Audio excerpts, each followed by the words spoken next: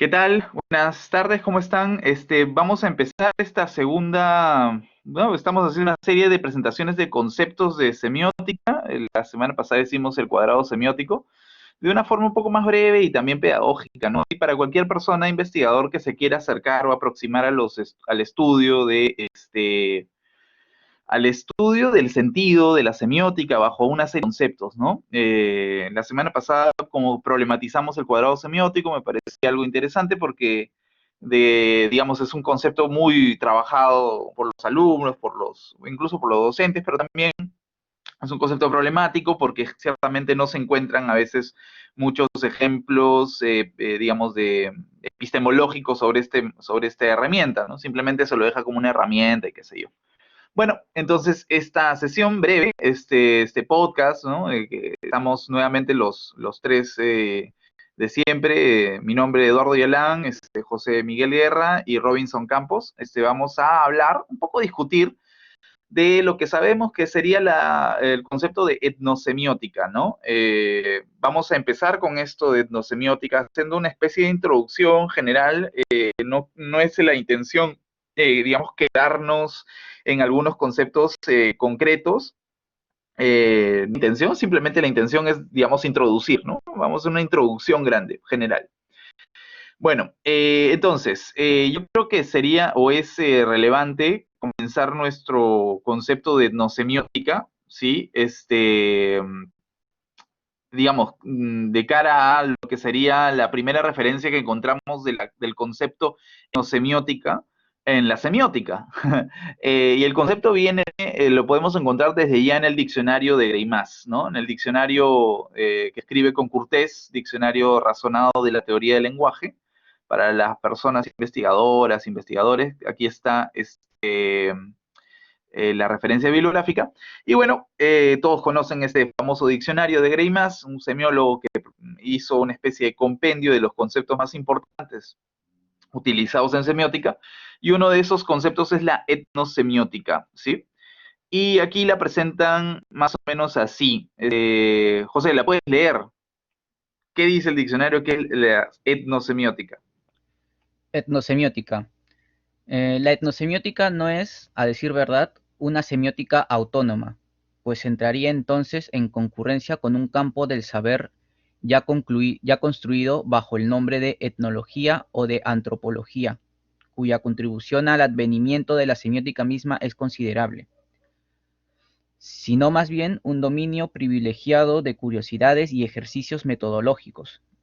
Esto se debe en primer lugar al hecho de que la etnología aparece entre las ciencias sociales como la disciplina más rigurosa por las exigencias que ellas impone, y en segundo lugar a que consciente del relativismo cultural que le recuerda sin cesar el objeto mismo de sus investigaciones, ha debido combatir al centrismo europeo y rebasarlo, desarrollando una problemática de la universalidad de los objetos culturales y de las formas semióticas. Sí, ¿no?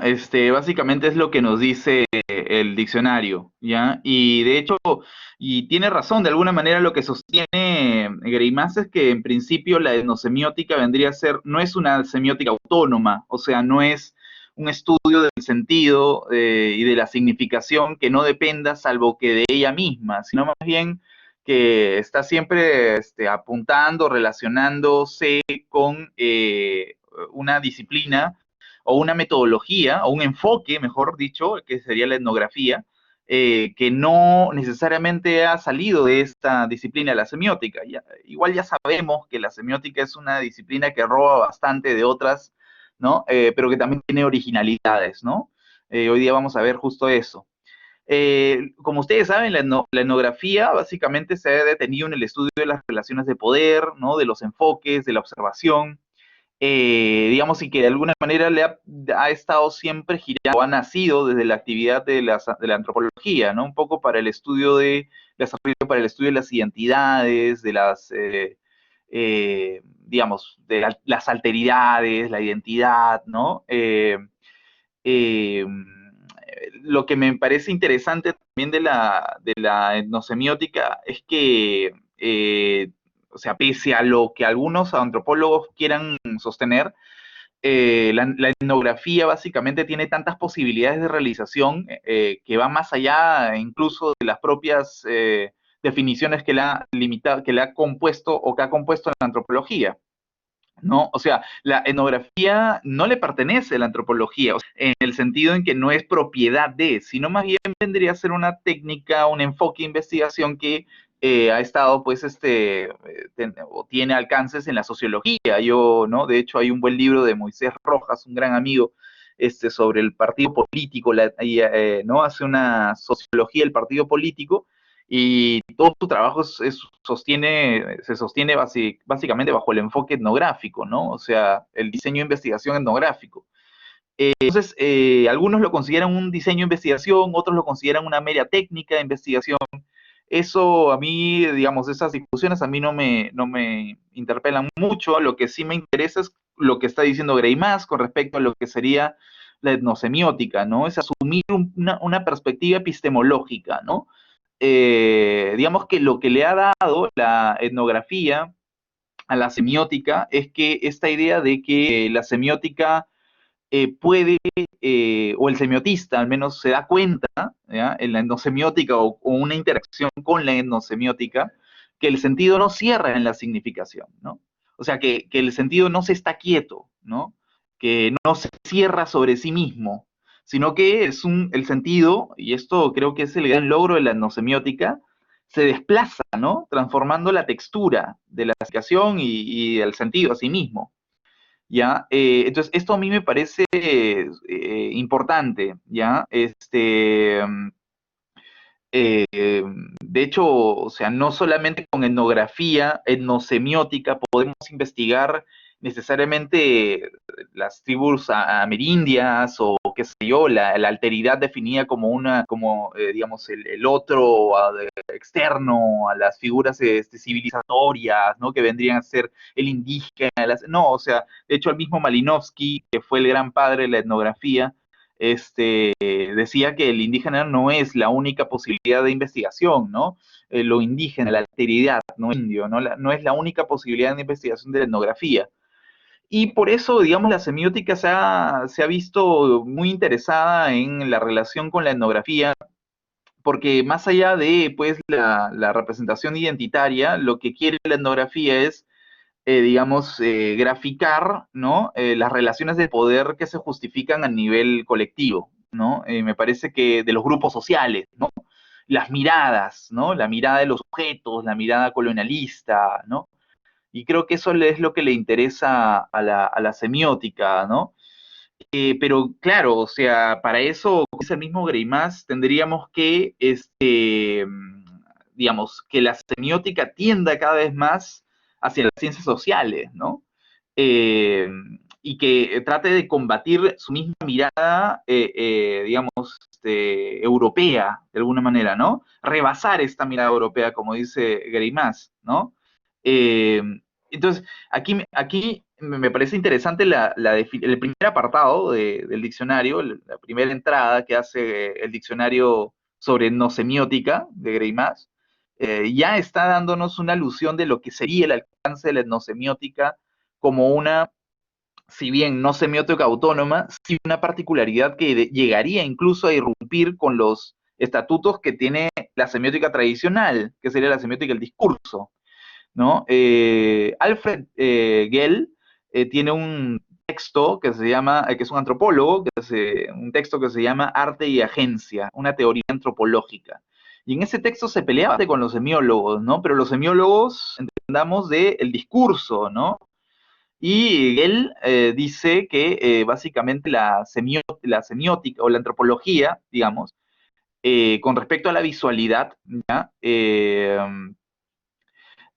O sea, su mirada es muy limitada, dice Gell, con respecto a la semiótica, tiene una mirada muy limitada porque de alguna manera su interpretación o su objeto de estudio son objetos textualizados, ¿no? Son objetos de papel, ¿no? Digamos, o como decía el famoso marxista mexicano, Adolfo Sánchez Vázquez, ¿no? no decía los semióticos, pero decía que los lingüistas estructurales, entendámoslos también los semiólogos, ¿no? Los usurianos, torean a toro sentado, ¿no? A toro parado, ¿no? O sea, el toreo de la semiótica es a toro parado, ¿no? Esto me parece interesante porque, claro, la semiótica torea a toro parado porque, digamos, sobre estudio en la semiótica del discurso era un texto muerto, ¿no? Es un objeto de estudio fijo, detenido, ¿no? Ya vamos a hablar de eso.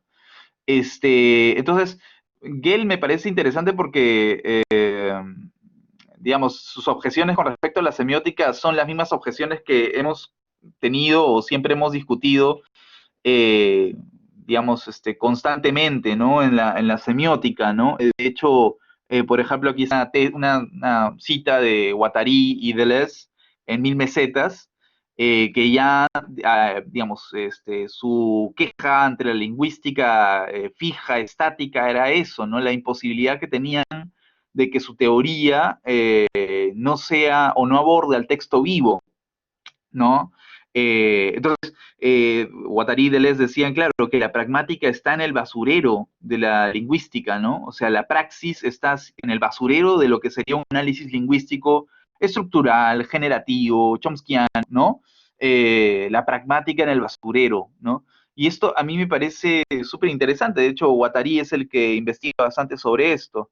Me parece interesante porque cuando nosotros empezamos a asumir una perspectiva etnosemiótica, como ya lo está diciendo el mismo Greimas, tenemos que cambiar un poco la perspectiva epistemológica, ¿no? O sea, tenemos que considerar otro tipo de robo con respecto a los objetos de estudio. ¿Cómo hacer alguien que estudia ya no el discurso, sino la semiótica de los textos vivos, de las prácticas sociales, de las situaciones sociales? ¿Cómo se hace eso? ¿No? Porque, digamos, la definición de la semiótica siempre ha estado del lado de el discurso, el lenguaje, ¿no?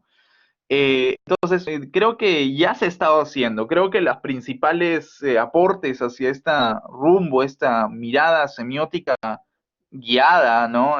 Por la etnosemiótica, por la etnografía, perdón, por la antropología, creo que ya ha estado trazado, ha estado empezándose a dibujar con los aportes de Landowski, ¿no? Landowski, de hecho, tiene todo un estudio bastante prolijo sobre la perspectiva del sentido, que él la llama, de hecho, la semiótica de las situaciones, ¿no? Que vendría a ser una perspectiva de la física del sentido, ¿no? El sentido no es, pues, no está en el juicio necesariamente, no está el sentido en el discurso necesariamente, su única reducto, su única lugar de generación, sino más bien está en la física, en el contagio corporal, ¿no? En las relaciones, digamos, corporales que podrían tener el sentido en texturas sociales, en texturas, en texturas que se desarrollan en prácticas sociales, ¿no? Entonces, Landowski, en este es el texto, para los que quieran investigar un poco, en Interacciones Arriesgadas, él habla de la física del sentido, ¿no? Y la física del sentido es la interacción, ¿no? Eh, Básicamente la semiótica ahí con esta visión, cuando quiere ya no estudiar el sentido atrapado en el lenguaje o en el papel, ¿no? Sino ya quiere torear, ya no a toro parado, sino torear en vivo, ¿sí? Ya entonces pues tiene que asumir algunos contactos con la semiótica estructural, con la antropología. Ahora recordemos que Landowski no se sale mucho la semiótica estructural, ¿no? Pero su visión es, bueno, apliquemos lo mejor del pasado de la semiótica tradicional para estudiar esta física del sentido, ¿no? De hecho, él lo logra, digamos, o tiene toda una metodología de la Universidad de Sao Paulo, justamente desarrolla todos estos postulados. Landowski, en Pasiones sin nombre, de hecho, ya llega a desarrollar mucho más lo que sería esta física del sentido o el sentido expresado en el campo vivo, en el texto vivo, ¿no? Y ahí podemos encontrar este tema de la semiótica de las experiencias, ¿no? La semiótica de la experiencia, la semiótica que ya no parte pues del análisis del discurso necesariamente, sino del análisis de la generación del sentido en las situaciones, ¿no? La palabra clave para Landowski son las situaciones, ¿no? Que es una situación, básicamente es una construcción en vivo de una interacción concreta de lo que puede ocurrir en un espacio-tiempo cambiante, ¿no? Deformado, ¿sí? Entonces, sí me parece interesante esta idea de hecho, que lo discuten muchos eh, etnosemiólogos, ¿no? Perdón, etnólogos, ¿no? Eh, por ejemplo, Clifford James Gertz justamente trabaja esta idea de la aceptación, ¿no? Del antropólogo, la mirada de la aceptación, digamos, con respecto al objeto de estudio, ¿no? Por ejemplo, imaginemos que estamos estudiando una comunidad concreta. Gertz dice, bueno, para nosotros acercarnos a esta comunidad, de alguna manera hay una mirada de la aceptación de un ser aceptado por la comunidad, ¿no? Pero para llegar a este ser aceptado por la comunidad, dice Gertz, lo importante es que tenemos que construirla desde una semiótica del cuerpo, ¿no?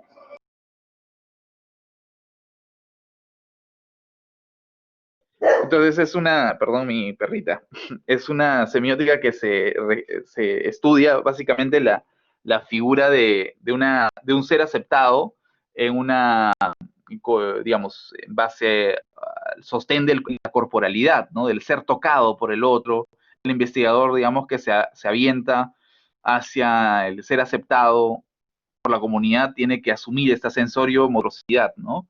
Entonces, de alguna manera, claro, la sensorio-motricidad, por ejemplo, la hemos visto nosotros bastante en esta semiótica del cuerpo, ¿no?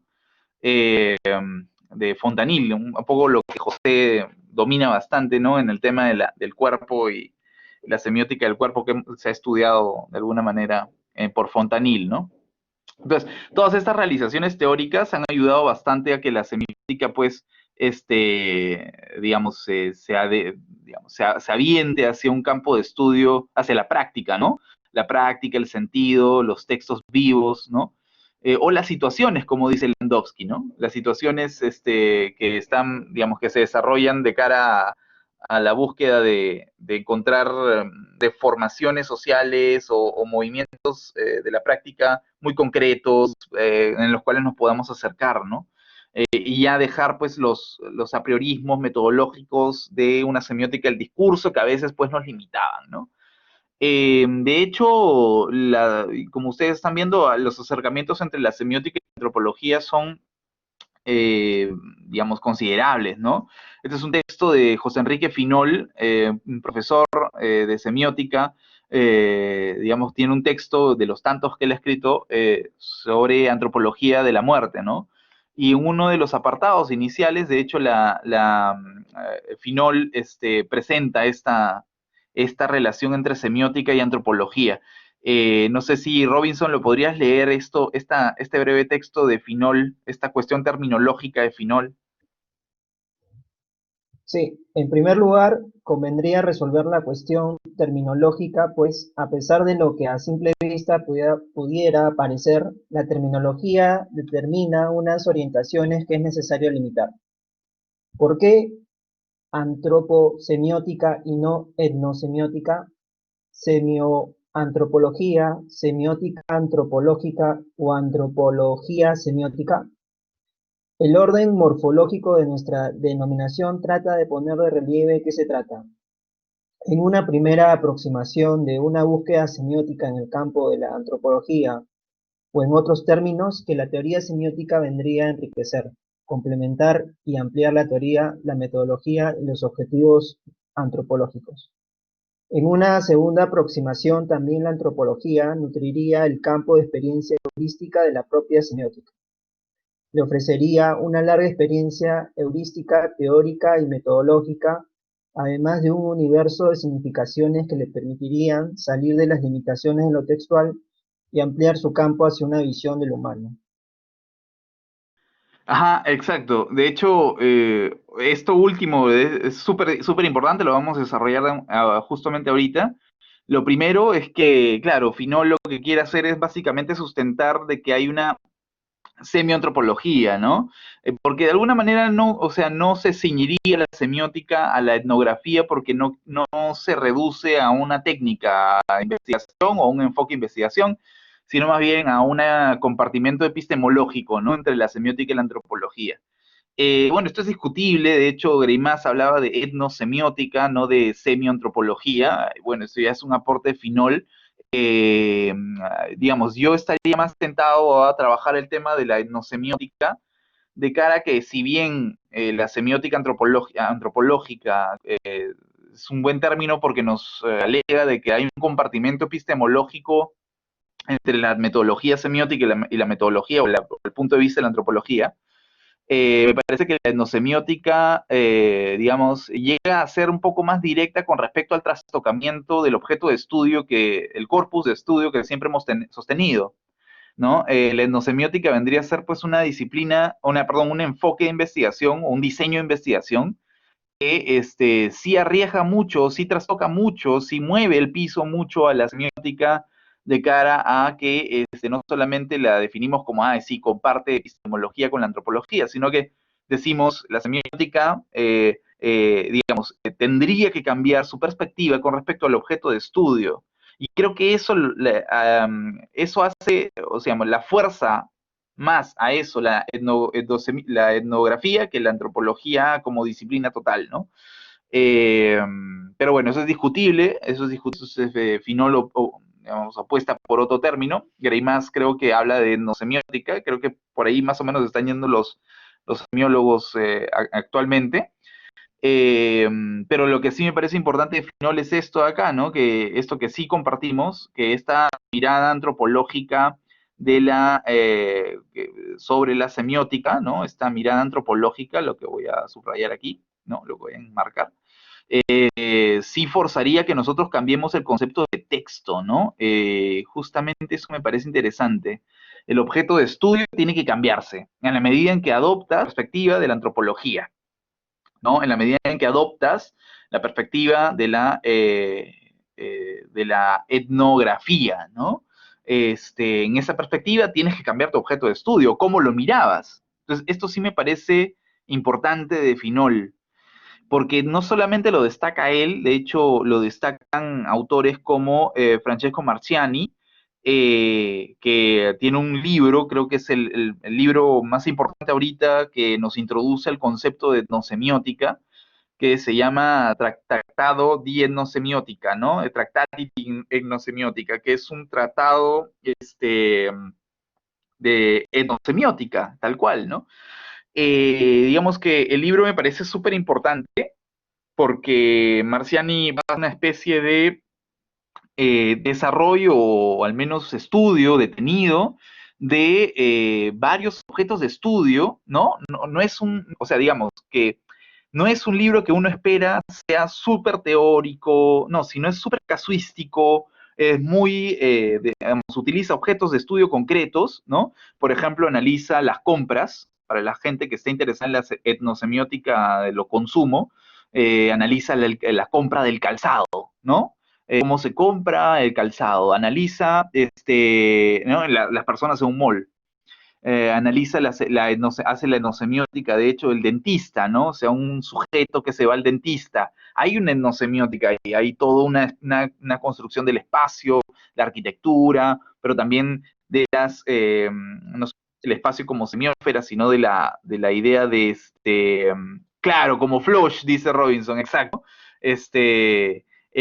Como Floch, de hecho, que es digamos, el papá o el abuelo de la etnosemiótica, vendría a ser Jean-Marie Floch, ¿no? Floch estudia, hace una etnografía del espacio en los trenes, ¿no? Y empieza a ver cuáles son las formas de vida distintas que aparecen en la circulación de las personas en el tren, cómo produce ruido, las personas que viajan dormidas, las personas que se escabullen y se meten ahí ganándose un puesto, un sitio en el tren a pesar de que está lleno, las personas que van detenidas, con detenimiento, que esperan, las personas que se detienen a ver a la gente de la comparsa de personas que están tocando música en el tren de París, ¿no?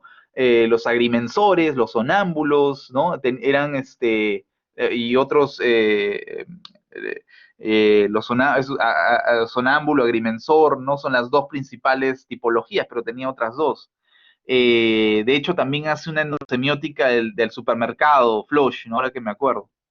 Pero volviendo a Marciani, también hace, digamos, bastante sobre recorridos en puntos de venta, o sea, a la gente que esté interesada en etnosemiótica y consumo, nuevamente, no solamente analiza el calzado, sino también los recorridos en el punto de venta, los baños, ¿no? Los objetos en general, ¿no? Justamente habla de un baño para todos, tiene un capítulo que se llama así, ¿no? Un baño para todos.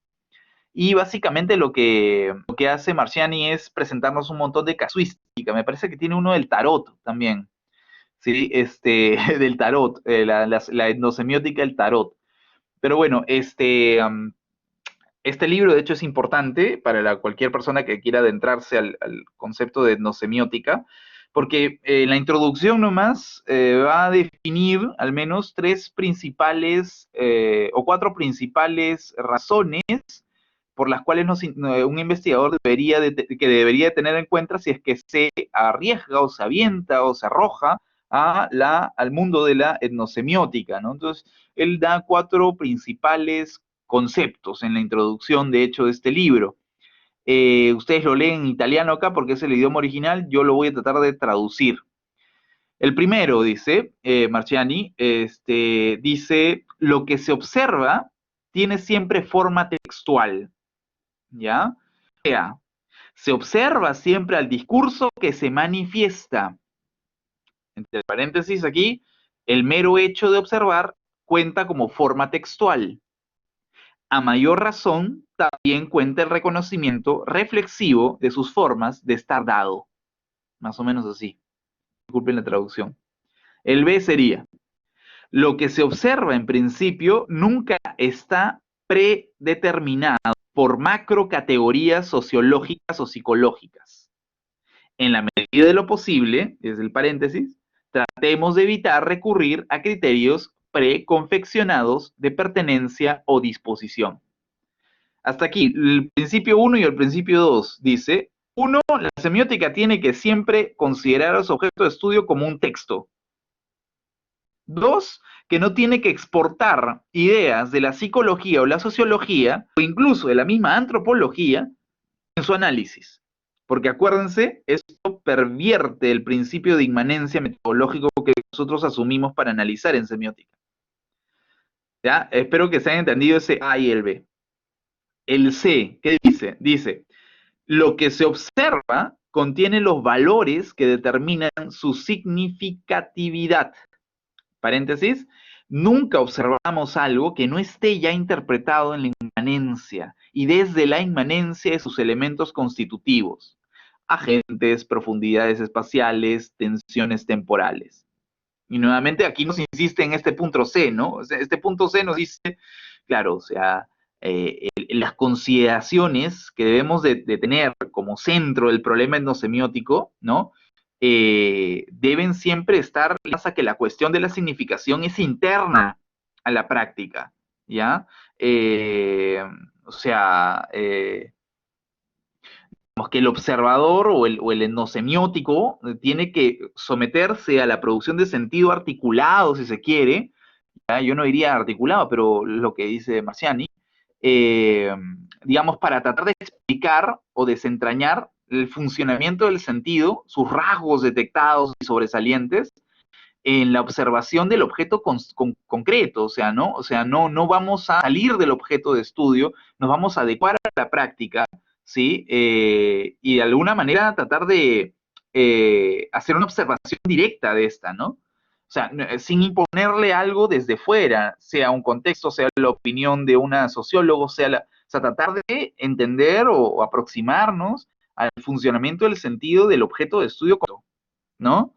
Y esto creo que lo comparte no solamente, o sea, esto es bien interesante porque siguen utilizando, o sea, se sigue utilizando los conceptos de, no sé, de semiótica que nos dejó la metodología estructuralista, ¿no? O sea, conceptos de semiótica que nos decían lo mismo, mira, adéntrate al objeto de estudio, mira, la muerte del autor, que básicamente la muerte del autor significa que el autor ya no tiene disposiciones, ¿se acuerdan de Barthes? No tiene disposiciones en la producción del sentido, porque digamos el autor vendría a ser alguna figura ascendente, ¿no? Ya, pues lo mismo que que consideraba la semiótica estructural, lo están trasladando acá, pero con serios cambios, ¿no? Y uno de los principales cambios es que la observación, ¿no? La observación del objeto de estudio, ¿no? Eso cambia todo, ¿no? Eso cambia todo. ¿Por qué? Ya le vamos a ver. Justamente el punto D de Marciani es ese, ¿no? Dice en español, el valor de lo que se observa depende de la relación entre el observador y lo observado, ¿no? O al revés creo que dice, claro, el observado y el observatorio, el observador, ¿no? El valor de lo que se observa depende de la relación entre el observado y el observador. Entonces, esto a mí me parece súper importante de Marciani, ¿no? Eh, porque Marciani iba a decir algo muy, muy bonito, que lo vamos a justamente a presentar ahorita, ¿no? Que es algo bien interesante de la etnosemiótica. La relación entre observador y observado, ¿no? Eso va a determinar totalmente la producción de sentido. Ya no es algo que yo estoy observando a destiempo, ¿no? Por ejemplo, José hizo una investigación sobre los candidatos políticos. Robinson hizo una investigación sobre Hitchcock, los espacios en Hitchcock. Tiene un texto ahí publicado.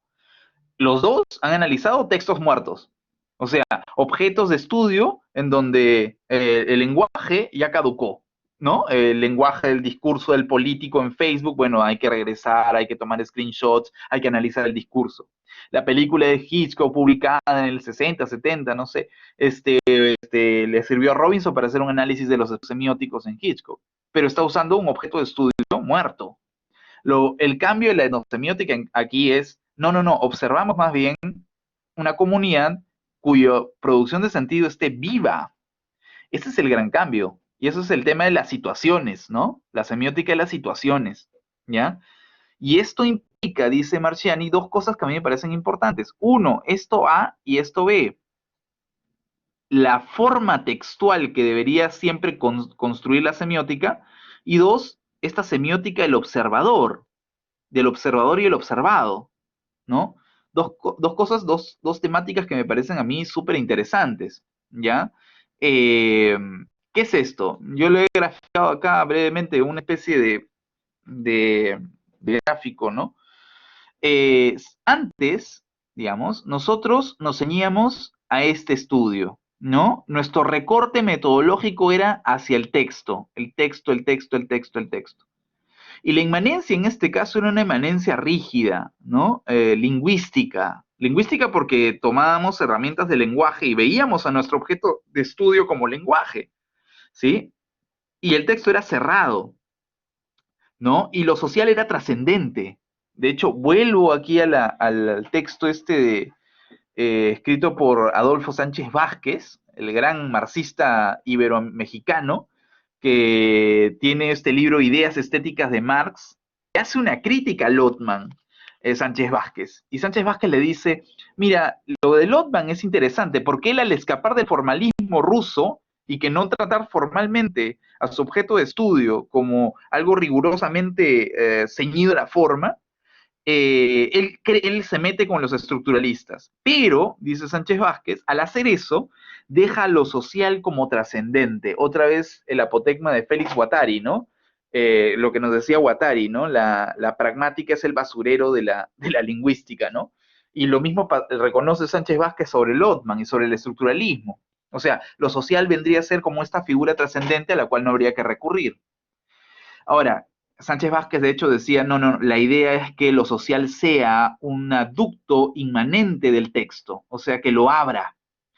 Y eso precisamente vendría a ser algo que estamos desarrollando con, ¿no? Esto de la semiótica marxista que está en el otro video, pero más o menos es la figura, ¿no? O sea, tratar de entender de que la semiótica, la etnosemiótica, o la semiótica de las prácticas, si se quiere, lo que busca es seguir utilizando, o sea, la definición que distingue a un semiólogo de un antropólogo es el texto.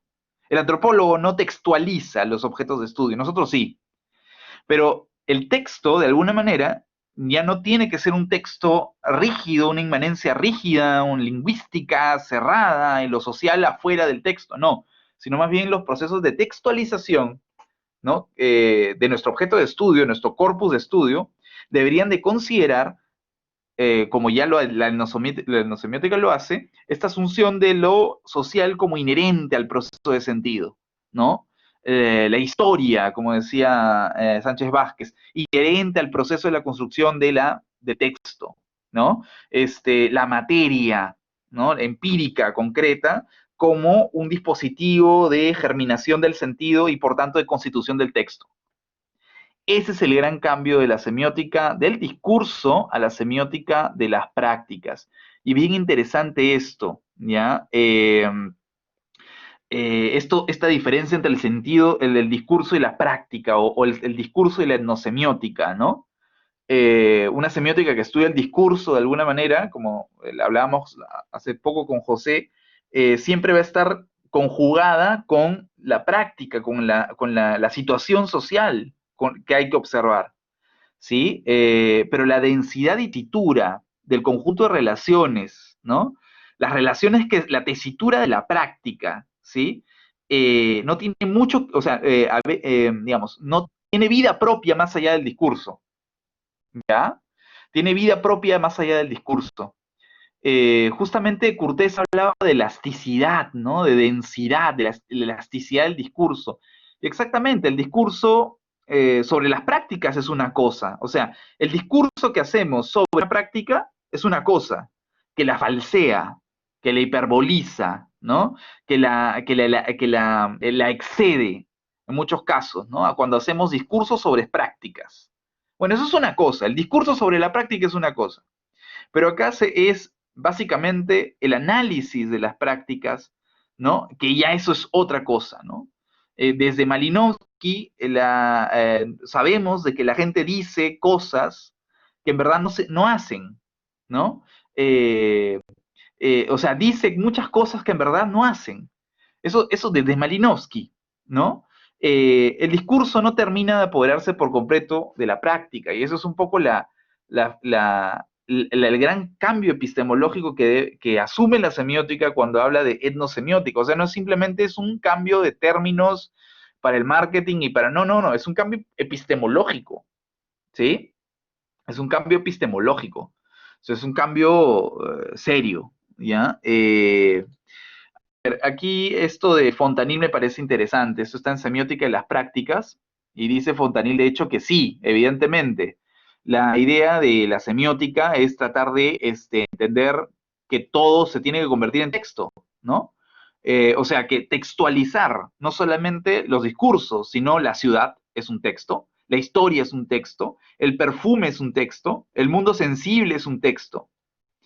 ¿Ya? Y aquí hay algo bien interesante que dice Fontanil. Dice, en otros términos, se plantea la cuestión de saber si toda manifestación semiótica realizada debe pasar un procedimiento de textualización. Esa reformulación, aunque más sutil y más abierta, no escapa, sin embargo, al reproche de abuso metafórico que pesaba ya con toda evidencia sobre el precedente. O sea, Fontanil de hecho dice, tenemos que textualizar todo. O sea, para la formalidad metodológica sí, para la reflexión semiótica no. O sea, para analizar un objeto de estudio sí tenemos que pasar por un proceso de textualización de este objeto de estudio. La ciudad es un texto, la historia es un texto, el perfume es un texto. Pero de cara a la interpretación, la hermenéutica, que siempre ejecuta el semiólogo y que lo enlaza a la filosofía, tiene que escaparse de esta textualización, evidentemente, ¿no? La textualización es solo un objeto, una herramienta de muestreo teórico, si se quiere, una herramienta que le ayuda a pulir el objeto de estudio, ¿no? Para acercarse a él, a analizarlo, ¿sí? Pero la metodología, digamos, termina o al menos da pie a su propio exceso, que sería la reflexión semiosófica, si se quiere, ¿no? Bueno, ya, entonces a mí me parece, bueno, aquí traía la cita de Jemslev, importante siempre recordar a Jemslev que nos decía, acuérdense que la teoría lingüística no considera que lo trascendente sea el enemigo de esto, sino más bien lo trascendente vendría a salir, ¿no? De la inmanencia. ¿no? Y esto es algo bien importante, ¿no? La inmanencia y la trascendencia se reúnen en una unidad superior sobre la base de la inmanencia. O sea, todo es inmanente. La trascendencia vendría a ser un efecto de la inmanencia, y así deberíamos de considerar, bajo este apotegma del James-Lev, deberíamos de considerar a la etnosemiótica, ¿no? Lo social no es trascendente, sino es un efecto, una producción que nace del mismo texto, de la misma inmanencia, ¿no? Lo social es inmanente, no puede ser visto como el basurero de la semiótica, ¿no? Bueno, eso es lo que dice justamente James-Lev, ¿no? Ahora, ya que hemos presentado básicamente el concepto de etnosemiótica, sí me interesa reflexionar acerca de algunos principios concretos, ¿no? De la etnosemiótica, antes de pasar a la lectura que queríamos hacer sobre formas de vida de Fontanil. Algunos principios puntuales de etnosemiótica, de hecho, que podrían expandir esta breve exposición, pero de hecho no es el caso, solamente es presentarlos. De hecho, podríamos hacer otro segundo video específico de esto, pero no es el caso, solamente para especificarlo, ¿no? El principio más importante es lo que ya nos decía, de hecho, Marciani en Tratado de Etnosemiótica, ¿no? Nos decía, lo primero más importante es el texto, ya está, hemos más o menos hablado de eso. Y lo segundo más importante, o lo último más importante, es el observador. Es importante eso. Recordemos que la etnografía, pues el enfoque, es un enfoque, perdón, ¿no? Es una mirada, ¿no? Es una mirada de los grupos sociales, ¿no? Entonces, básicamente lo que hace la etnografía es conocer una heterogeneidad de la cultura, que recrea una heterogeneidad de la cultura. Ese es su campo de acción, ¿no? Entonces, de alguna manera la semiótica tiene que asumir esto del observador. En su tesis doctoral del 80 y tantos, ¿ya? Justamente de eso, José, vamos a hablar, ¿no? José pregunta, ¿qué relación hay entre el observador y lo observado? Eso vamos justamente a detallar un poquito, ¿ya? Por ejemplo, Fontanil en su tesis doctoral del 89, me parece que es, en Limoges, en la Universidad de Limoges, donde años después fue rector, escribe este texto, esta tesis doctoral que se llama Los espacios subjetivos, una introducción a la semiótica del observador. Y habla de eso en el discurso, la pintura y el cine, ¿no? Es un texto muy, muy, muy bueno. De hecho, Fontanil aquí hace bastante desarrollo de una semiótica del observador en estos aspectos. Habla también del teatro, ¿sí? No se queda simplemente haciendo una teoría epistemológica, pero ya conocemos a Fontanil, es riguroso y también greimasiano en esta época, ¿no? Es riguroso en el sentido de estructuralista, greimasiano. Ya sabemos que ahora, pues, Fontanil ha abierto mucho más el campo epistemológico de la semiótica. Bueno, en esta tesis, Fontanil dice, los semiólogos debemos de considerar la idea del observador y el observado desde la teoría de la enunciación. O sea, cualquiera que se quiera meter a semiótica en las prácticas debería de estudiar primero el tema de la enunciación, nuestra teoría de la enunciación, ¿no? Eh, que es una teoría súper importante, que de hecho la hemos revisado en este canal también con ustedes, José y Robinson, ¿no? Y básicamente lo que dice la teoría de la enunciación es esto, ¿no? Es básicamente esto. El enunciador, ¿no? Es la instancia teórica, ¿no? Casi metafísica, si se quiere, una instancia teórica, ¿no? No es una instancia física, ¿no? No es una persona que enuncia, sino es una huella, ¿no? Básicamente está presente como huella en la enunciación, en el enunciado, perdón, ¿no? Y este enunciador, evidentemente, no solamente es el único en estar presente como huella en el enunciado, sino también hay un enunciatario, perdón, ¿no? O sea, cuando tú lees un libro, ves al enunciador, al autor que ha escrito, no al autor en físico, y de aquí la muerte del autor, ¿no? O sea, ves al autor como huellas, como trazos en su estilo, ¿no? El estilo, ¿se acuerdan de Barthes cuando hablábamos del estilo? Ves al enunciador en las huellas temporales que crea en el texto, ves al enunciador en el registro del tiempo o espacio que digamos, literatura, en su poema, va dejando, ¿no? Registros, huellas, siempre vemos al enunciador a través de esos signos, ¿no? A través de esas huellas. igual el enunciatario, ¿no? De hecho, cuando uno lee, no sé, a Guattari, ya que es un autor que habla bastante de semiótica, pero hasta que un semiólogo se meta, por ejemplo, el estudio Guattari, es bien difícil entenderlo. Entonces uno dirá, este sujeto, ¿para quién escribe? Entonces, ahí la idea de Guattari, que su dialecto, su forma de escritura, su estilo, era para un mundo posible, ¿no? O sea, para inventar un pueblo, inventar, digamos, a un lector, ¿no? Inventar un enunciador. O sea, el enunciador está siempre en la enunciación. Bueno, ¿qué dice la teoría de Fontanille del observador? Dice que evidentemente cuando alguien observa tiene que considerar a un cuerpo sensible situado, ¿no? El enunciador es un cuerpo sensible situado, es un sujeto que mira, ¿no? Y que recorta el mundo, mira el mundo, lo recorta, porque de alguna manera se encuentra como un sujeto situado, ¿ya? Y digamos, cuando nosotros estudiamos, o al menos nos acercamos a la etnografía, nos acercamos en ese sentido, ¿no? O sea, la idea de que el objeto de estudio, digamos, la observación participante, mejor dicho, ¿sí? Que implica una semiótica del cuerpo, que implica pues una semiótica de las situaciones, esta observación participante lo que debe hacer siempre es presentar, digamos, presentarse como un primer acercamiento hacia la comunidad, ¿no? Y esto es bien interesante, digamos, para la antropología de comienzos del siglo XX, ¿sí? La etnografía de comienzos del siglo XX, sí, pues la teoría de la enunciación, perdón, la teoría del cuerpo situado como observador, yo observo, te observo a ti, ¿no? Como un agente que alguien observa al otro, o como lo grafica aquí Fontanille, ¿no? El cuerpo situado es el que crea la enunciación, el que crea el enunciatario, ¿no? Crea el enunciado, el enunciador es el que el cuerpo situado que mira el mundo, ¿no? El enunciador es el que está situado en un espacio-tiempo y que mira el mundo provocando una enunciación visual. Yo puedo, ¿no? Miro la obra de teatro en base a eso construyo tiempos, espacios, actores, relaciones. Me coloco como un enunciador si soy un actor o como un enunciatario si soy un espectador de la obra de teatro, ¿no? Y en esta interacción entre observador y observado se crea un enunciado, ¿no? El enunciado que vendría a ser la obra de teatro.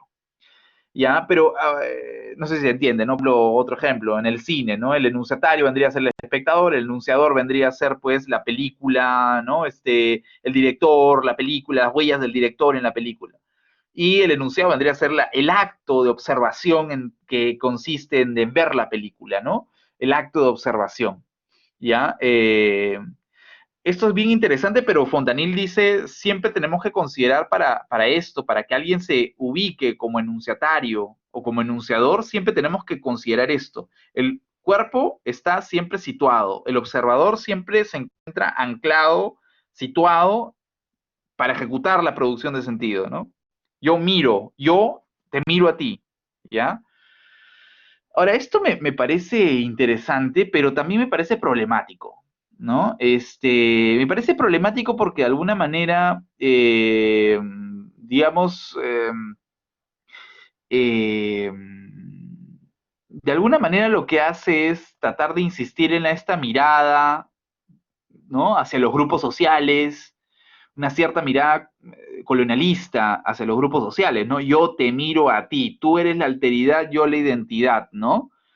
Eh, Podría quizás esta epistemología mantener incluso relaciones de poder justificadas por el hecho de la observación directa del antropólogo, ¿no? O sea, ya no estaría describiendo la producción de sentido y la emergencia de identidades, sino básicamente estaría reconociendo identidades en su postura, en su mirada de observador, ¿no? Entonces, aquí es bien interesante esto porque la figura que nos está transportando Fontanille en esta época, de hecho Fontanille cambió mucho, pero en esta época es o la semiótica tradicional, ¿no? La enunciación, es decir, que el enunciador siempre es una instancia a priori, ¿no? Es una instancia a priori que se va a necesitar como condición de posibilidad para la realización de la observación, el cuerpo sensible situado. Y lo que dice Marchiani, en cambio, es que la observación, dice Marchiani, constituye el objeto mismo que conlleva, ¿no? Marciani dice, la observación al ser realizada constituye el objeto mismo que conlleva. Por ende, la misma observación depende de la perspectiva de sentido adoptada por la mirada en ejercicio, ¿no? Eh, o sea, la observación no es, o mejor dicho, algo que se estipula a priori, sino es algo que tiene que ser realizado. Eso es lo que dice Marciani. ¿Ya? Un poco a diferencia de esta semiótica que nos dice siempre el observador es el sujeto a priori, ¿no? Que constituye la condición de la producción de sentido. Marciani dice, no, en etnografía, digamos, la nueva etnografía o la contemporánea, si quieren, me refiero a los grandes aportes que ha tenido Viveiros de Castro con respecto a esto, a Déscola, la observación, ¿ya? Al ser realizada, dice Marciani, constituye el objeto mismo que conlleva. O sea, la observación no es un a priori, sino es un efecto, ¿ya? La observación no puede ser, el observador no puede ser un a priori, sino más bien un efecto de la propia experimentación de observación, ¿ya? Y la observación por eso depende de la perspectiva del sentido y la mirada del ejercicio que adopta el etnosemiótico, ¿ya? No tiene que ser algo estipulado como un cuerpo situado, si se quiere. Hay cuerpos situados, evidentemente. Yo soy un cuerpo situado, evidentemente, que ejerzo la observación, pero no podemos decir que el observador, ¿sí? Que observa la comunidad, digamos, siempre está con su identidad situada, miren esa palabra, ¿no? Cuerpo situado, situada, sino más bien tendría que dejar, digamos, desembragarse, si se quiere, ¿no? Desembragarse hacia la completa densidad de su objeto de estudio, ¿no? A aventarse hacia los flujos, ¿ya? E interrupciones que pueda tener el sentido en una práctica viva. Entonces, aquí me parece a mí esto interesante. ¿Por qué? Me parece interesante porque esto se asocia bastante José está preguntando, dice, ¿no podría caer una subjetividad incompleta por factores como falta de experiencia, por ejemplo? ¿Te refieres al cuerpo sensible situado? A ver, eso me gustaría que lo abras el micro y planteemos esa pregunta.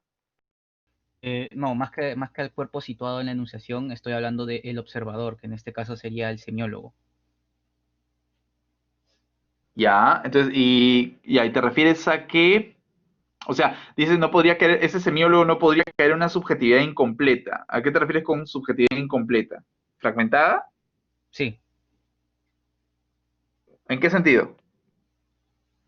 en que quizás su punto de vista pueda estar sesgado o pueda solamente ver un fragmento de lo que está pasando en el enunciado. Ah, ok, claro, claro, claro, sí. Más que nada por la falta de Eh, experiencia, ¿no? Quizás, sí, digo, sí. si yo estoy haciendo una investigación y yo no tengo tantos conocimientos de semiótica o recién estoy incursionando dentro de esto, quizás me salte algunos aspectos que podrían ser importantes dentro de la investigación. Exacto, exacto. De hecho, incluso, ¿no? O sea, epistemológicamente, definirte como un cuerpo sensible, situado, observador que mira y que yo ejecuto un recorte visual del mundo, ¿no? Digamos, esa figura transporta muchos problemas que los etnólogos contemporáneos quieren un poco salir, ¿no? De estas figuras, ¿no? O sea, no sé, a mí me parece interesante que o sea, que la observación participante, o sea, el trabajo de campo, la observación participante no sea simplemente un recurrir, pues, a un transporte de conceptos semióticos o de tú mismo como un cuerpo que está situado frente a un otro, ¿no? O sea, porque o sea, la comunidad a la cual vamos a estudiar o que se estudia la cultura, el objeto de estudio, o el campo de experiencias, ¿ya? No puede ser la alteridad, pues. ¿Sí? O sea, la alteridad y la identidad son un binomio negativo de identidades, ¿no? De yo soy identidad, tú eres alteridad, pero cuando uno hace observación participante o cuando uno quiere trabajar observación participante de cara a un campo de experiencias, ya lo dicen antropólogos actuales, de hecho, y sociólogos como Bruno Latour, ya como Viveiros de Castro, ¿sí? O el mismo Déscola, y el mismo Marciani ya lo está diciendo, que la observación no puede pasar por un cuerpo situado inamovible, sino más bien por una observación que va construyéndose en la misma observación, o sea, en la misma práctica de observación, el sujeto se construye, ¿no? Eh, como plantea de hecho una psicóloga peruana, Cristina Quiñones, ¿no? Creo que, bueno, no voy a reproducir eso, Robinson, pero, pero Robinson le da su tas. Sí, puede ser, quizás, ¿no? O sea, yo observador, tú observado, ¿no? Se transportan muchos residuos, que no me gusta la palabra, pero podríamos traducir como miradas colonialistas. Yo solamente epistemológicamente puedo ver un problema, ¿no? Yo cuerpo observado, yo tengo un ojo. Y aquí me parece súper interesante la visión de Deleuze, ¿no? Otra vez, David Lapoullade, que es un francés, escribe un texto maravilloso sobre Deleuze que se llama Los movimientos aberrantes. Recordemos que Deleuze es el que influye, Deleuze, Nietzsche, Leibniz, son los que influyen bastante en la creación de la teoría de perspectivismo que asume Viveiros de Castro hoy en día, que es el gran antropólogo brasilero, ¿no? Deleuze es el gran maqueteador, el arqueólogo que hace básicamente todos los insumos ontológicos para que Viveiros de Castro desarrolle una epistemología que la llama el perspectivismo, ¿no? Aquí voy a ponerlo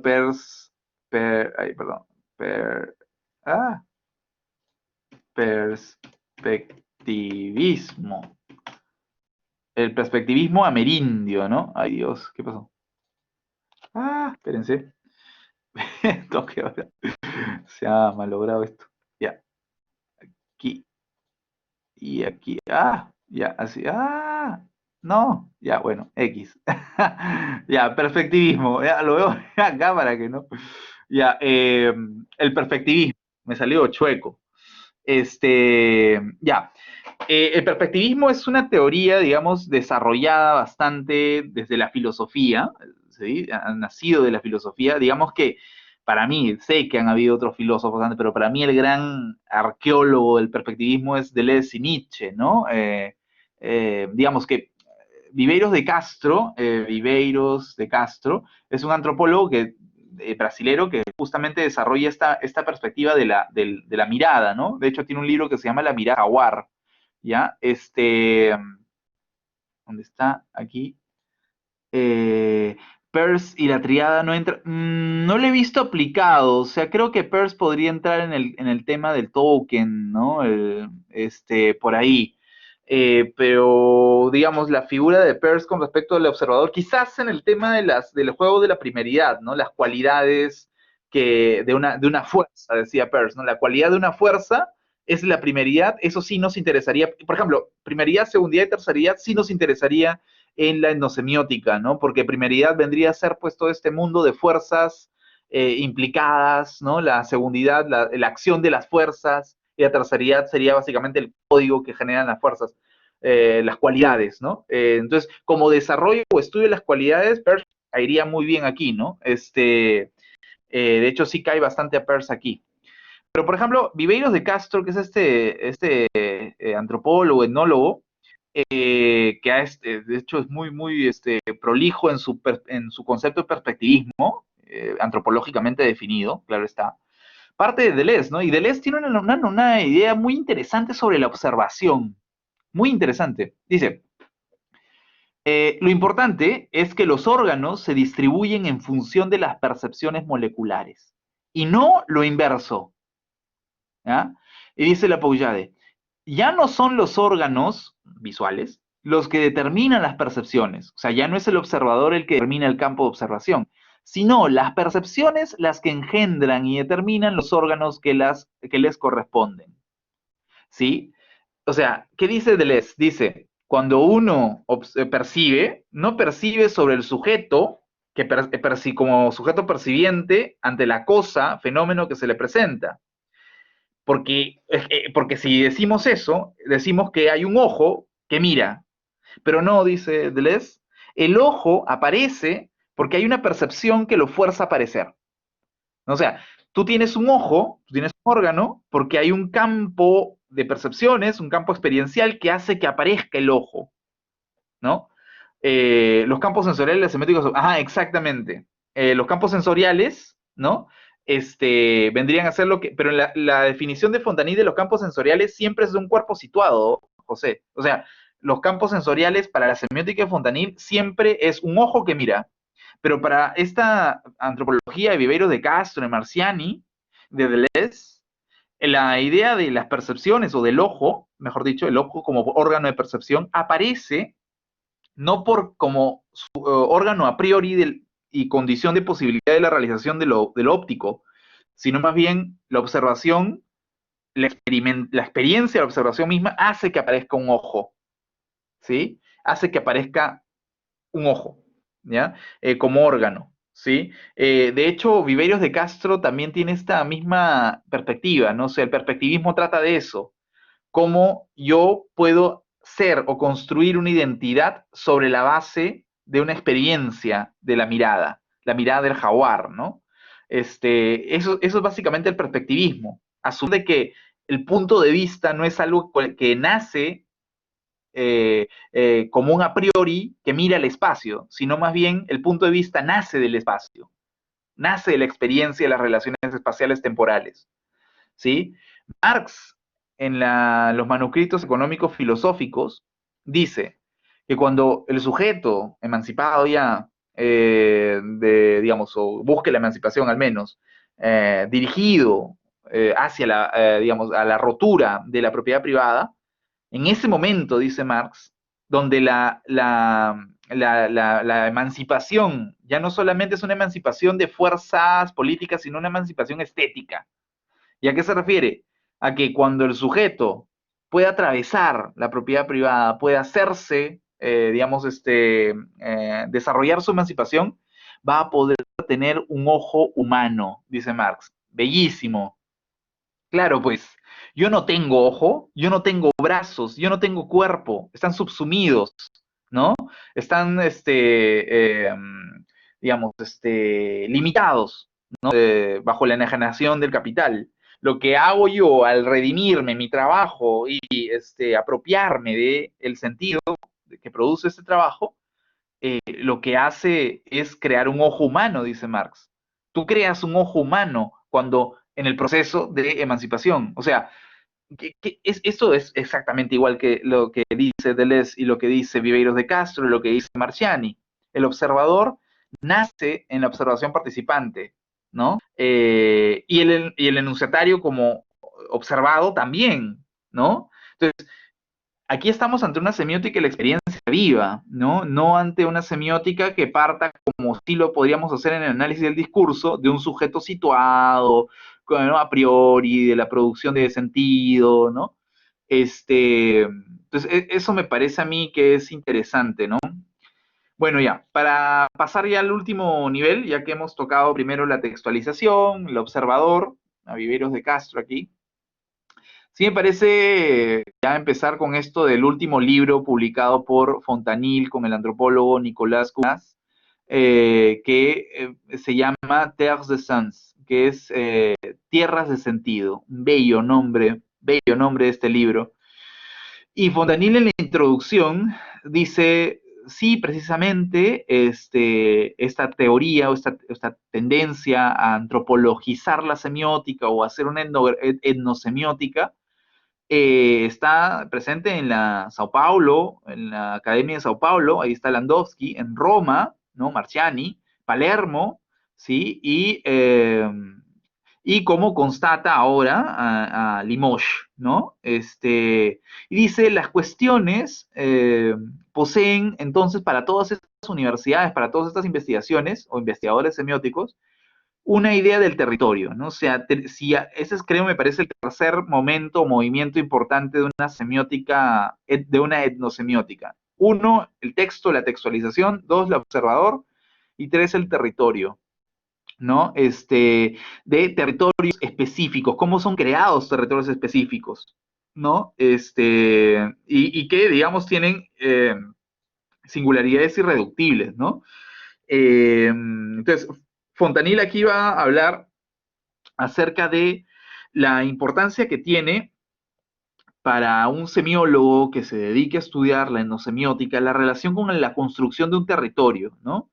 El territorio, la desterritorialización, el territorio, ¿no? La reterritorialización, o sea, son procesos, como dice Fontanil, universales, ¿no? Eh, entonces, básicamente interrogarse por el propio territorio, ¿no? Dice à propos des réponses et nous serions ensuite en la música confrontée de representación de comparar. Claro, al asumir la cuestión del propio territorio en la investigación, ¿no? Permite al semiótico, digamos, acercarse al primer dominio, al primer nivel de transformación del sentido en semiótica, ¿no? O sea, el primer nivel de construcción de la semiótica, ¿no? Los nombres de los territorios, cómo se construye el territorio dentro de la producción de sentido, creo que es el primer nivel conjuntamente transversal a la semiótica del observador y a la semiótica de las situaciones, o la semiótica de la textualización, perdón. La semiótica del territorio, ¿no? La semiótica de la tierra. Esto sí es importante y esto da para una investigación nueva, para un capítulo nuevo. De hecho, a propósito de esto que dice Fontanilla en Tierras de Sentido, vamos a utilizar brevemente para terminar, de hecho va a llevarse a cabo brevemente por José y por Robinson, la presentación de este capítulo bien interesante que está en Formas de Vida, este libro traducido por Desirio Blanco, este capítulo que se llama, lo tengo por acá, Territorialidades, ¿no? Pero el nombre exacto, ¿cuál era? Territorialidades de las formas de vida en su dominio, ¿sí? Vamos a dejar el link abajo, de hecho, me parece interesante hacer una introducción a este texto, a este apartado, que nos expliquen un poco José y Robinson qué es la semiótica del territorio, ¿sí? Cómo se escribe un territorio, qué es la pertenencia simbólica, la identidad cultural, qué significa apropiación, ¿ya? Eso sí me parece interesante como para terminar esta breve exposición, breve, pero sobre etnosemiótica, semiótica de la tierra, ¿no? Empezar con este apartado, este capítulo. Entonces, José Robinson, es todo suyo ahorita. ¿Cómo pueden explicar este capítulo de Fontanilo? ¿Qué es la semiótica del territorio? Eso me interesa. ¿Qué es la semiótica del territorio? ¿No? ¿Cómo podrían decirle a un investigador, digamos, que se acerca a la semiótica, este capítulo o este concepto de semiótica del territorio, ¿no? ¿Qué sería? Bueno, Fontanil parte de un tema, ¿no? Que es que el territorio es un desarrollo pragmático y cognoscitivo, ¿no? Pragmático porque conlleva un componente visual del espacio, y cognoscitivo porque mantienen relaciones dentro de ese espacio, ¿no? Y a la vez indica que hay un problema con el territorio, que es que está sometido a un proceso de institucionalización, ¿no? Es decir, que hay una sociedad que controla el territorio, entonces siempre parte de un concepto negativo, ¿no? De una alteridad, él le llama. Entonces, tiene esos dos aspectos, ¿no? La parte pragmática y la parte cognitiva, y esto tiene un contexto complicado que es que está sometido a instituciones que lo pueden controlar, ¿no? Creo que esa es la parte introductoria del libro, que me parece lo más importante. De ahí hace otros desarrollos y descripciones de territorio, ¿no? Y José, este párrafo, ¿cómo lo podrías explicar? Esto de aquí que dice que he señalado. Ah, la noción. ¿En qué página está, perdón? No veo bien en la pantalla. 263, 62. ¿Ok? Pero dos, creo. Sí, sí, 262. sí. La noción de territorio no puede, pues, funcionar como metatérmino semiótico sin la elaboración específica como la que emprendemos aquí. y que consiste en extraer de los principales usos una serie de rasgos comunes para poder recomponerlos en cuanto sea posible en una configuración coherente, independiente de la variación lingüística y cultural y transversal en relación de las diferentes disciplinas que ostentan como propia esta configuración. En este párrafo, Fontanil ya nos adelanta de que durante el desarrollo de todo este capítulo va a estar agarrando distintas disciplinas que usan el concepto de territorio. Entonces, en base de estas distintas disciplinas, como puede ser incluso en política, en marketing, composición incluso administrativo regional, con todos estos que va desarrollando durante el capítulo, se va a extraer los principales usos, ¿no? Los principales usos, los rasgos comunes para poder ayudarnos a definir qué es un territorio dentro de una enunciación. Sí, a mí me parece interesante esto que dice, la noción de territorio no puede funcionar como un metatérmino semiótico, ¿no? No es un concepto más, es el concepto, ¿no? O sea, no es, digamos, una categoría, metatérmino, ¿no? No, es el concepto, ¿no? Que de alguna manera soporta todas las producciones, sean culturales, lingüísticas, ¿no? Y es transversal, ¿no? A todas ellas, ¿no? Esto es lo que me parece súper interesante de la posición de Fontanil, ¿no? ¿Y qué me dirían ustedes? Que él da bastantes ejemplos, de hecho, sobre territorio, habla de Lotman. ¿Cuál sería esta idea de la pertinencia de Lotman para Fontanil en este concepto? Robinson, ¿cuál sería la relación de Lotman aquí con, o sea, por qué lo Ujú. utiliza? Sí, bueno, él compara mucho el término territorio con semiósfera y biosfera, ¿no? Entonces, esto me parece que hace una diferencia con Lotman, porque él indica que el territorio no es un espacio eh, estático, ¿no? Sino más bien dinámico, que genera distintas relaciones entre las personas que lo habitan, ¿no? Que es algo que hemos estado mencionando en el audio de hoy, ¿no? Es decir, es una práctica, ¿no? El territorio se va haciendo, no es algo estático, ¿no? Sí, eso está bien, bien paja porque de hecho según Fontanil, ¿no? Eso también está inmiscuido con el tema del marketing territorial, ¿no? La marca Perú, ¿no? La marca no sé cuánto, o sea, son construcciones sobre el territorio, ¿no? El territorio Eh, de marca, menciona más adelante también. Claro, el famoso territorio de marca, el place branding, como le llaman, ¿no? Y por Sí. eso, de alguna manera, utiliza el concepto de semiósfera, ¿no? O sea, sigue siendo importante el concepto de semiósfera para Fontanil, ¿no? Porque de alguna manera, ahora, en otro audio ya, cuando hablamos de Lotman, de hecho, decíamos que el problema de la semiósfera de Lotman es que está súper centrada, ¿no? O sea, no concibe otra pluricéntrica forma de ser de la semiósfera, ¿no? Está centrada, ¿no? Ahora, Fontanil igual va a decir, miren, para construir otra vez la semiótica de la Tierra hay que partir sobre el territorio, ¿no? Con categorías típicas de la semiótica tradicional, ¿no? Los niveles modales, narrativos, actanciales, ¿no? Saber de que un territorio puede ser captado de forma figurativa, o sea que hay figuras percibidas en el territorio, evidentemente. Aquí viene otra vez con el tema de lo subjetual y lo enunciativo, que ya justamente hemos criticado un poco esto y hablado un poco. Eh, a mí lo que me interesa es esto de aquí, ¿no? Esto que dice Fontanil sobre el espacio, los límites y la red. ¿Alguien me podría decir, o sea, qué es esto de los límites, el espacio y la red?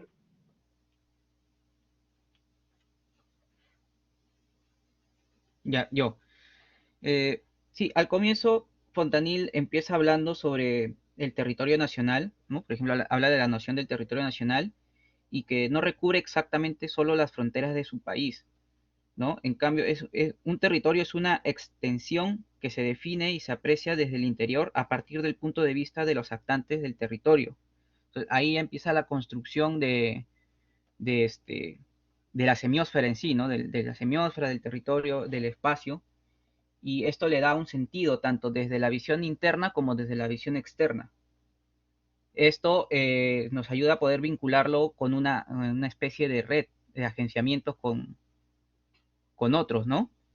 con otra semiósfera, se podría llamar, para que se establezcan lo que serían los límites. Pero también más adelante menciona una crítica hacia estos mismos límites, los movimientos, ¿cómo decirlo? Dice que el territorio, en cuanto a límites, es un simple reductor y no da cuenta de la movilidad de las relaciones sociales en el espacio. O sea que estas semiósferas que están agenciadas en una red no son simplemente inamovibles y uno no puede pasar de una a otra. Se me viene a la mente, justo que mencionaste lo de los centros comerciales hace un rato con Floyd y Marciani, ¿no? Que la persona obviamente tiene un comportamiento dentro de una semiósfera que sería el centro comercial y tiene otro comportamiento completamente diferente dentro de una semiósfera privada que es cuando se va a su hogar, ¿no? A su espacio privado. Claro, también habla del desbordamiento de los límites, ¿no? A eso es a lo que me refería cuando cuando hablaba de que se vincula con una red, porque ese límite no es un final para ese enunciado. Creo que también habla en ese párrafo que está señalando Eduardo, un tema con respecto al lenguaje, ¿no? Y el tema económico, ¿no? Porque el lenguaje te permite un poco expandir tu territorio. Al igual que la moneda, creo, ¿no? O sea, por ejemplo, el dólar es una moneda que se usa en distintas partes del mundo, ¿no? Entonces, vamos a lo del inicio, ¿no? Que el territorio no es algo que está hecho, sino que se está haciendo continuamente, ¿no? Ya, la mención a la moneda es buenaza, ¿no? O Sí, sea, sí, sí. exacto, o sea, el ecosistema socioeconómico, o sea, aquí no estamos hablando evidentemente de un territorio, o sea, son territorios desde el punto de vista semiótico, no es un territorio evidentemente físico, sino la territorialidad se construye, ¿no? Y como se construye esa territorialidad, no tiene una identidad, ¿no?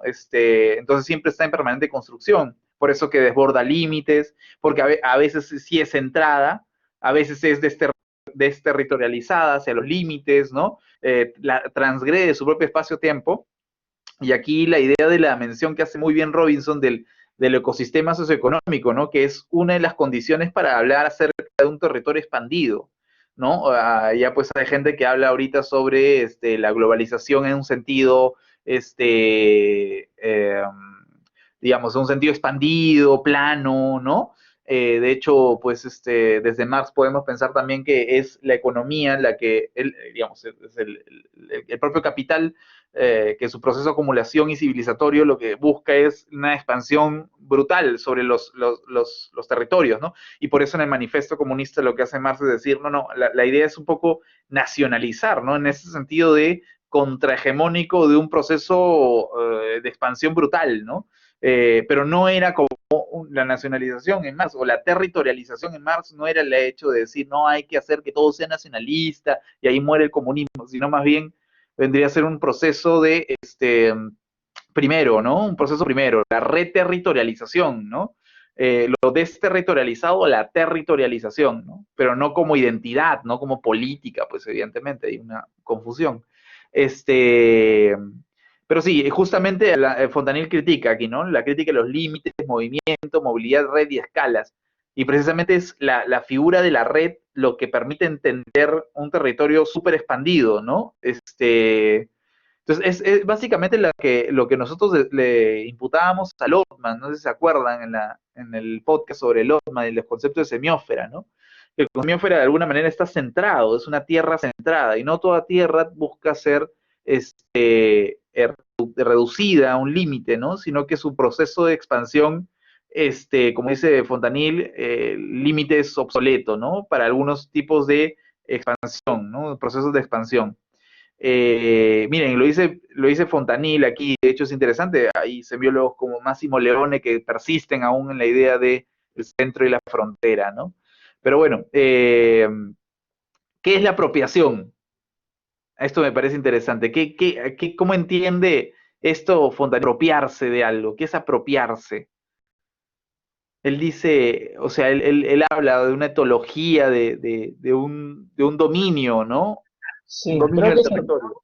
se refiere a que hay un actante, ¿no? O sea, hay una figura, en este caso puede ser política, que a partir eh, de sus capacidades modales, ¿no? El poder hacer, puede controlar y poner límites a un territorio, ¿no? Creo que por ahí me parece que va la reflexión. José, Sí, claro, efectivamente, como dice Robinson, habla de un actante que obviamente ejerce un poder y desarrolla una estrategia de control. Pero más que el actante interno, también está el actante externo. Y yo lo digo esto porque me quedo con el último párrafo de este punto, en el que dice que el territorio es una extensión espacial definida por un equilibrio modal entre lo que quiere, debe, sabe y puede hacer el colectivo de los ocupantes, y por otra parte el que quieren, deben, saben y pueden hacer todos aquellos que no pertenecen a este grupo.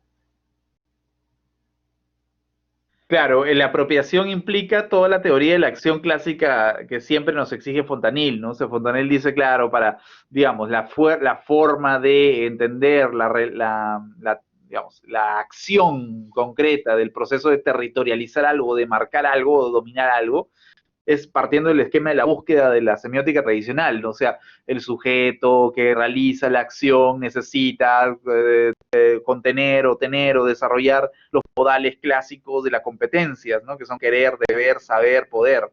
Entonces, sobre esa base uno puede ejecutar una acción, ¿no? Desde el punto de vista, viendo a la dominación como un ejercicio predicativo, o sea, un ejercicio que podría narrativizarse, ¿no? Entonces, quiere, debe, sabe, puede, vendrían a ser como esas condiciones de lactantes, si se quieren, para poder desarrollar la acción de apropiación del espacio. Y aquí un poco que habla, me gusta esto del Estado-Nación, ¿no? Como una organización social que ejecuta el marcaje, ¿no? De la tierra, del territorio, ¿no? Es circundado por hitos, reconocido por una población, o sea, definitivamente cuando nosotros vemos o podríamos estudiar una comunidad, por ejemplo, ahorita en el tema del COVID, de la pandemia, vemos a sujetos que están marcando o reconstruyendo un territorio, y es un territorio interno, ¿no? El territorio interno del espacio privado. Pero también hay un territorio externo que es, bueno, en las primeras semanas, cuando la gente aplaudía, creaban un territorio sonoro externo, y ya no podían estar físicamente en el parque, no podían estar físicamente en las calles, creaban un territorio externo, ¿no? O sea, la única externalidad que había en la calle, en la situación en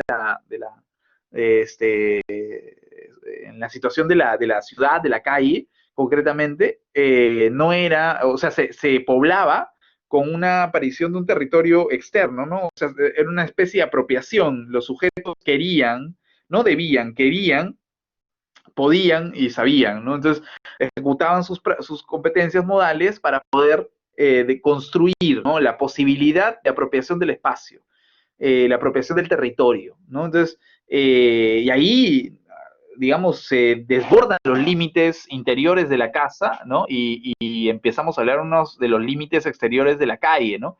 Pero evidentemente es un territorio sonoro, ¿no? Hay una jerarquía de dominación siempre. Buena pregunta. Yo diría que depende, o sea, yo diría que sí, pero depende mucho del espacio, o sea, depende mucho de las relaciones a la comunidad que estés estudiando, la cultura que estés estudiando, la práctica que estés estudiando, ¿no? Se depende mucho de eso, ¿ya? No siempre la apropiación va a ser, pues, Fontanil lo pone como una condición, de hecho, pero como como un Perdón, propio, continúa, perdón. iba a decir que como un propio desarrollo del territorio, pero yo digo, no toda relación social pasa por por una figura de dominación necesariamente, ¿no? Pero sí, evidentemente los territorios o las prácticas más estudiadas, de hecho sí, ¿no? Hay procesos de marcaje, de molares, ¿no? Institucionalización, codificación del espacio. El capital, por ejemplo, funciona no territorializando, más bien desterritorializando, siempre expandiendo límite, ¿no? Entonces, no es una figura de control, sino es una figura del descontrol, ¿no? No es una figura del código, sino del descódigo. Entonces, ahí es distinto el ejercicio que estemos estudiando nosotros. No siempre, pues, es el dominio, el territorio es algo limitado, ¿no? Es como dice Fontanil, tratemos de estudiar los objetos de estudio considerando de cómo se comportan sus límites y la construcción del territorio, ¿no?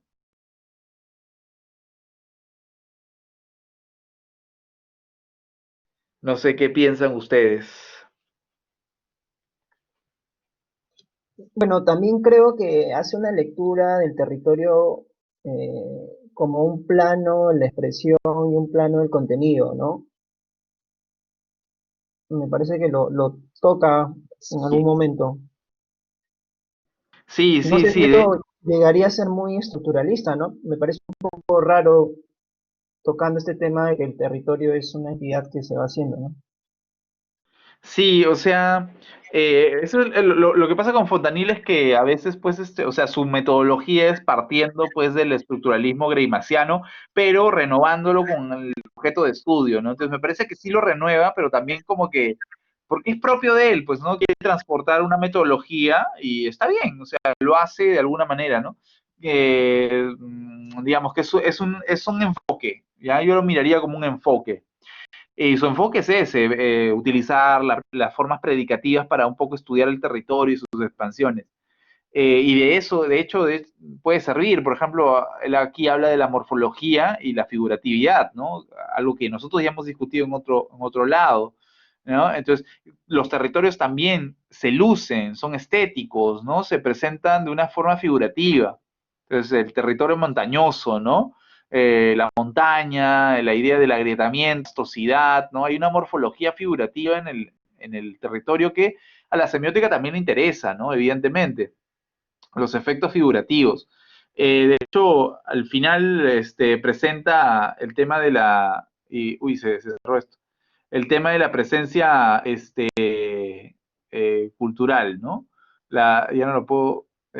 La pertinencia cultural, al menos así lo va a decir al final sobre la pertenencia simbólica, creo que habla de eso, ¿no?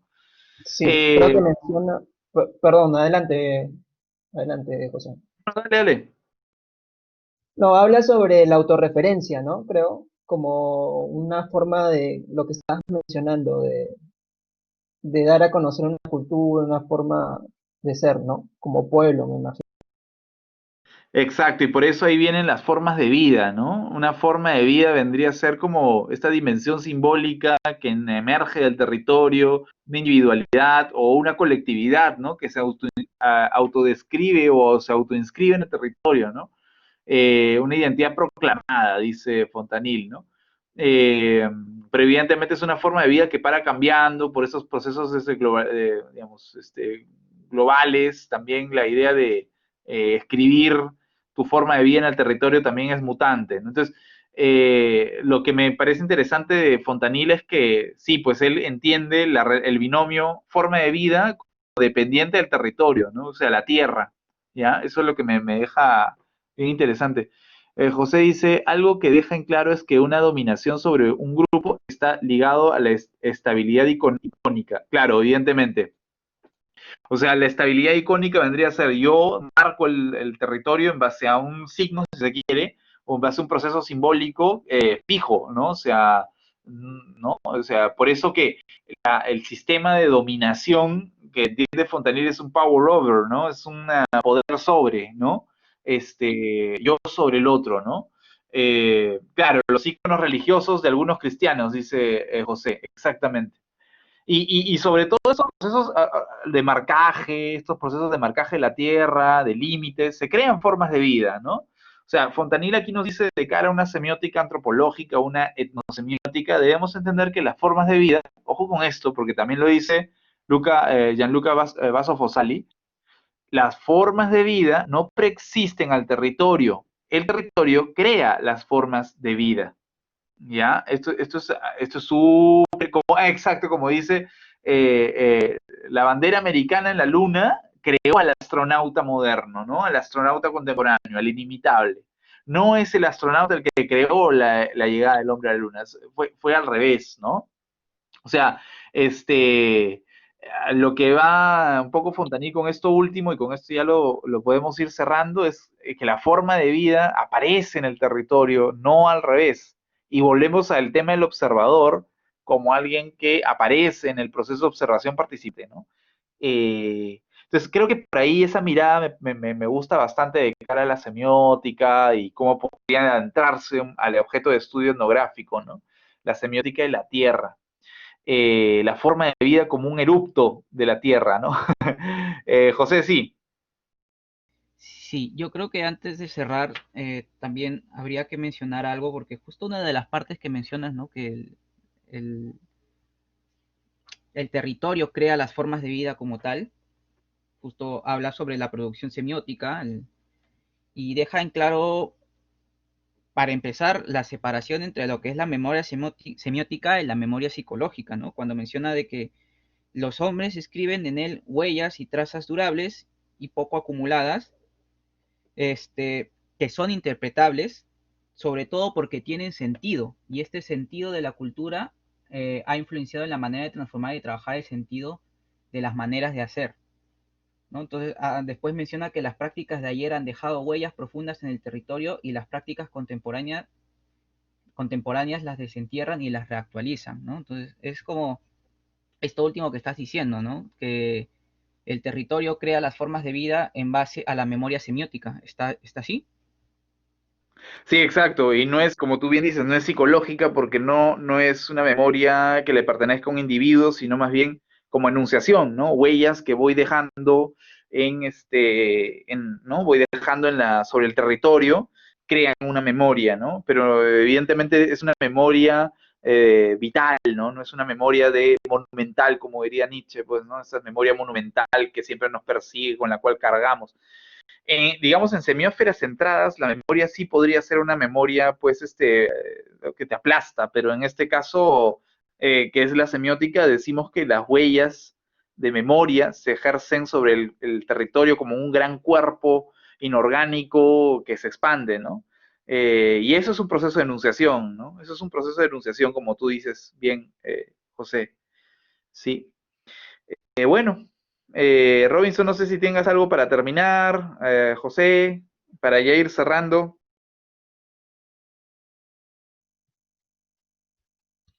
No, bueno, ha estado interesante, me quedo un poco con el final.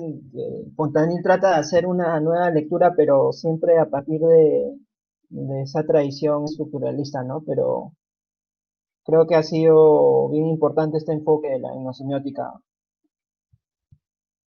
Sí, sobre todo también reconocer que hay semiólogos de todo tipo, o sea, no podemos decir, no, la semiótica solamente tiene una forma de ser. Hay muchas formas de perspectivas, de hecho, lo que estamos presentando acá es tratando de hacer un recuento para las personas que quieran acercarse un poco, saber cómo se podrían enfrentar a algunos problemas de etnosemiótica, ¿no? Eh, y eso sería básicamente. José, algo final, creo que estás levantando la mano. Sí, sí, justo sobre esto de las diferentes perspectivas, creo que algo que no mencionamos al comienzo de este capítulo, que justo está en el párrafo introductorio, que menciona que hay distintas, ¿cómo decir?, vertientes de donde nacen estas formas de vida, o al menos eso es como yo lo entiendo, ¿no? Porque si bien todo el libro se llama Formas de Vida, dice que hay formas de vida que se van a captar en el tiempo, en los roles, los actores, en las creencias y por último en el espacio natural, ¿no? Entonces aquí hay como que una convergencia entre todos estos aspectos para poder definir qué es un estilo, una forma de vida como tal, ¿no? Ah, sí, la forma de vida, de hecho, para Fontaine es más riguroso que lo que hemos presentado acá. De hecho, la forma de vida implica pues toda una serie de estrategias concatenadas y una estrategia concatenada implica a su vez unas prácticas ejercidas en el espacio y a su vez las prácticas contienen textos enunciados que a su vez contienen objetos de inscripción y que a su vez están pululando signos. O sea, es un montón de lo que él llama recorrido generativo de la expresión, ¿no? Es un desarrollo más prolijo lo que hace la semiótica y quizás sea motivo, la forma de vida, con motivo para hacer un siguiente podcast la siguiente semana o cuando se pueda, sobre eso, ¿no? Forma de vida para la semiótica. ¿Qué es, no? Bueno, sí, está buena esa. Bueno, yo vamos dejándolo ahí. José, gracias por participar. A Robinson también. De hecho, hemos hecho una introducción. No ha sido, básicamente, ha sido para una introducción para las personas que se sientan motivadas o interesadas. De igual manera, gracias por las personas que han llegado hasta acá. Hemos tratado de hacerlo un poco dinámico. Y nada, gracias igual por participar. Y ya una siguiente oportunidad seguiremos expandiendo en algún otro concepto. Yo por mi parte, Jefferson también, gracias por estar y gracias por quedarte. Y bueno, nada, eso sería. Nos vemos entonces la siguiente semana o cuando se pueda, a un concepto, de hecho, de semiótica que queramos nosotros desarrollar. Muchas gracias, nos vemos hasta la próxima.